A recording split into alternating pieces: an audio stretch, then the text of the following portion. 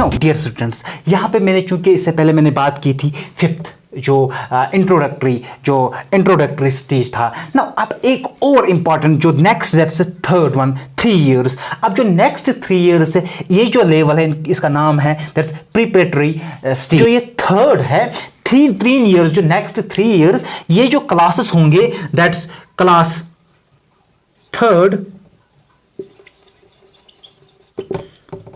Fourth and fifth.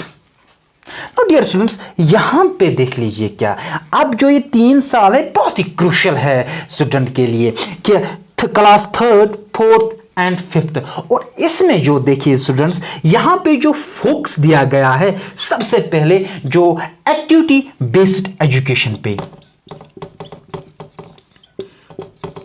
Activity based education. यहां पे number 1 जिस पे फोकस दिया गया अंडर 3 में जो प्रिपरेटरी स्टेज है, यहां पे जो class third, fourth and fifth के स्टूडेंट्स होंगे वहां पे इनको एक्टिविटीज सिखाया जाएगा। इनको डिफरेंट एक्टिविटीज में पार्टिसिपेट करना है under the guidance of particular teacher जो वेल एक्सपीरियंस्ड होगा, वेल ट्रेन्ड होगा। तो कहीं ना कहीं पहला जो फोकस है इन 3 सालों में that's class third, fourth and fifth, activity based education. और ये चीज भी देखा गया, और साथ ही साथ एक और चीज पे इस स्टेज में फोकस दिया गया that's your regional language.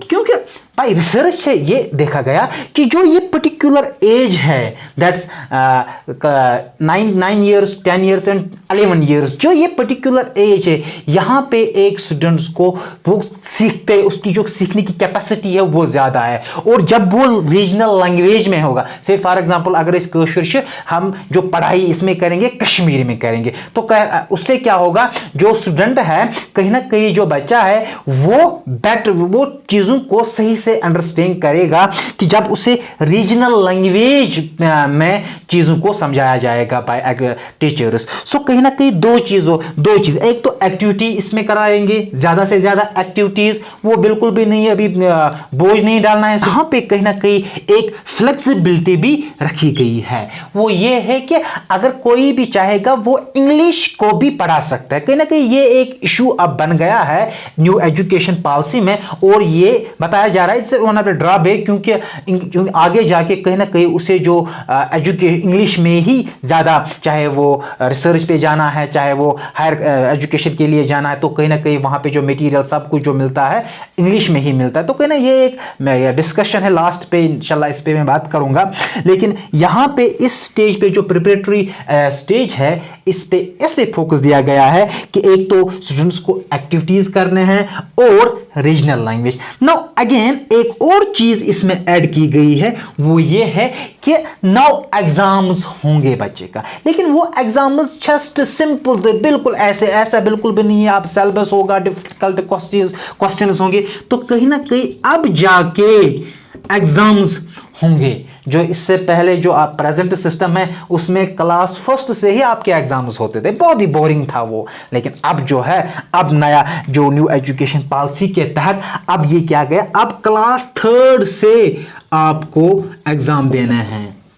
No class, क्योंकि 4 साल 5 साल तो अब वो सिस्टम में रह गया ना स्टूडेंट्स, तो कहीं ना कहीं अब उस स्टूडेंट में जो बच्चा है अभी, अब उसको कहीं ना कहीं सिस्टम का पता चल चुका होगा। नाउ आफ्टर 5 इयर्स ये प्ले स्कूलिंग, अब इसके बाद नाउ आहिस्ता से उसको एग्जाम की तरफ लेना है, दैट्स कंटेंट बेस की तरफ लेना है। सो ये एक रेवोल्यूशनरी सेटअप था इस चीज में। सो कहीं ना कहीं इस स्टेज पे जो प्रिपरेटरी स्टेज है, तो मैं फिर से रिपीट करना चाहूंगा आपके लिए ताकि to have a better understanding. So यहाँ पे क्लास थर्ड, फोर्थ एंड 5 इसमें आते हैं। तो यहाँ पे 3 चीजों पे ज्यादा फोकस दिया गया है। एक तो ये कि ये ईयर्स है, इनमें ज्यादा से ज्यादा एक्टिविटीज करने हैं, एक्टिविटीज करवाने हैं स्टूडेंट्स को, ये पहला पॉइंट है। और दूसरा ये कि जो मीडियम ऑफ इंस्ट्रक्शन है it should be A regional language और ए नेशनल लैंग्वेज। यहां पे कहीं ना कहीं एक फ्लेक्सिबिलिटी दी गई है। जो मैं पढ़ रहा था, जिन सोर्सों में पढ़ रहा था, तो वहां पे ये भी कहा गया कि इंग्लिश इट्स नॉट नेसेसरी कि आप एक रीजनल लैंग्वेज में, यहाँ पे फ्लेक्सिबिलिटी दी गई है कि आप इंग्लिश को भी ले सकते हो, क्योंकि ये एक मैटर ऑफ डिस्कशन है, तो ये तो पॉलिसी मेकर्स का काम है। नाउ द थर्ड इंपॉर्टेंट चीज इसमें जो इंट्रोड्यूस किया गया, नाउ आहिस्ता आहिस्ता अब जाके एग्जाम्स को इंट्रोड्यूस किया गया है डियर स्टूडेंट्स।